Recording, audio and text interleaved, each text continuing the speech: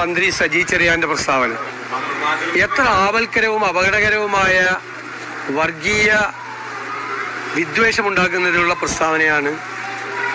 ഭരണഘടനാ പ്രകാരം സത്യപ്രതിജ്ഞ ചെയ്ത് അധികാരത്തിലേറിയ ഒരു മന്ത്രി ചെയ്തിരിക്കുന്നത്. എന്താണ് ഇതിൻ്റെ ഉദ്ദേശം? ഞാൻ പറഞ്ഞത് ശരിവയ്ക്കുകയാണ്.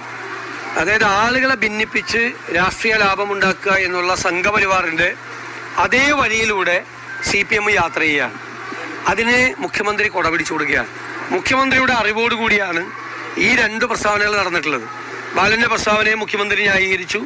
മന്ത്രിസഭയിൽ ഒരു അംഗം ഇതുപോലെ, കേരളത്തിന്റെ ചരിത്രത്തിൽ ഒരു അംഗം ഇതുപോലെ ഒരു വർഗീയ പ്രസ്താവന നടത്തിയിട്ടില്ല. ജയിച്ചു വരുന്ന ആളുകളുടെ മതം നോക്കാനാണ് പറഞ്ഞിരിക്കുന്നത്.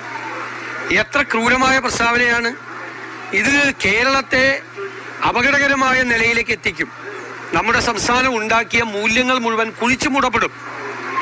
വർഗീയത ആളിക്കത്തിക്കാൻ വേണ്ടി ഒരു തീപ്പ്